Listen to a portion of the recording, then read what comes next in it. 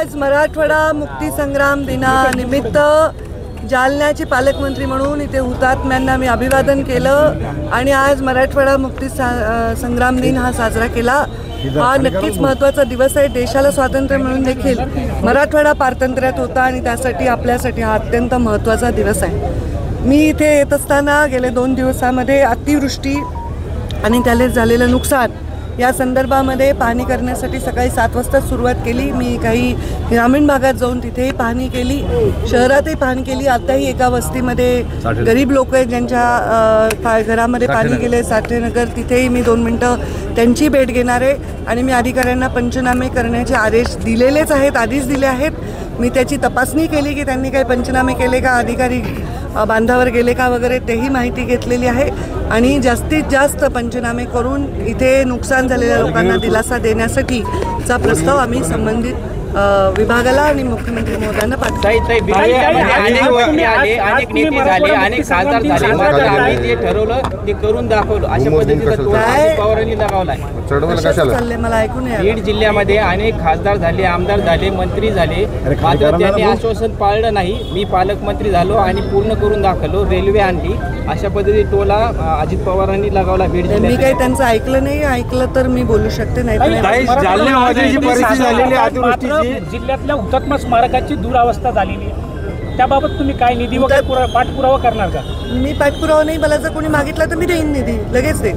पर्यावरण मंत्री आहात आपण आणि जालन्यात अतिवृष्टी झालेली आहे, जालन्यात कुठेही ब्ल्यू लाईन ओढलेली नाही आहे, कुठल्या नदीला ओढ्याला नाल्याला ब्ल्यू नाही आणि त्यामुळे अशी ही परिस्थिती उद्भवली। पुराची परिस्थिती आहे, निसर्गाने नदीचे जे पात्र ठेवले होते ते आपण माणसांनी ठेवले नाही। सगळीकडे प्रचंड अतिक्रमण आहे, फक्त जालना नाही, कोणत्याही मोठ्या महानगरापासून ते आत्तापर्यंत मी बघते प्रचंड ग्रामीण भागातले लोक येतात, गरीब लोक रोजगारासाठी येतात आणि अशा वस्त्या होतात आणि त्या गरिबांच्या घरामध्ये काही राहत नाही। ही परिस्थिती आहे, त्याच्या बाबतीत काहीतरी निर्णय घेणं आवश्यक आहे। ब्लू लाईन, रेड लाईन एवढा मर्यादित विषय पर्यावरण विभागाचा आहे। बाकी मी नगरविकास विभागाशी चर्चा करेन, ग्रामीण विकास विभागाशी चर्चा करेन की नद्यांच्या अतिक्रमणाबद्दल त्यांनी आम्हाला सहकार्य करावं।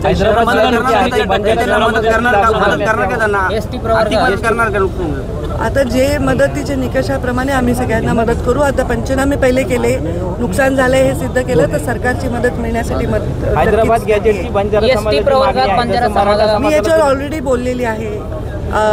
माझे पहिली प्रेस जेव्हा ओबीसी कमिटीची बैठक झाली त्याच्यावर मी व्यक्त झालेली आहे। त्यांची भावना निसर्गता असणार आहे। जर एक समाज म्हणतोय की हैदराबाद गॅजेट लागू करा तर त्याच्यात ते एसटीमध्ये आहेत तर त्यांची मागणी आहे, तर त्या मागणीबद्दल मी ऑलरेडी सकारात्मक भूमिका दाखवली। पण मी कोण देणारी, मी काही सुप्रीम कोर्ट नाही, मी काही केंद्र शासन नाही आणि मी सर्व त्याचं संविधान नाही। संविधानामध्ये जे न्याय आहे ते मिळायला पाहिजे। त्यांची आत्ताची मागणी वर येण्याचं नैसर्गिक कारण आहे हैदराबाद गॅजेट लागू करण्याची मागणी। आदिवासी समाजाच्या मागणीला विरोध केलेला आहे।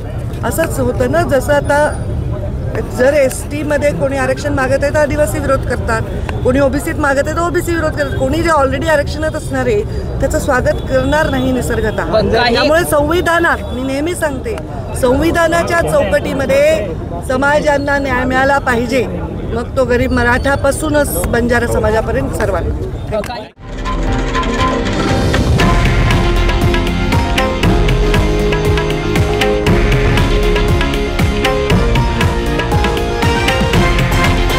हे आहे देशातील नंबर 1 न्यूज नेटवर्क आणि आपण पाहत आहात TV9 मराठी, एकमेव।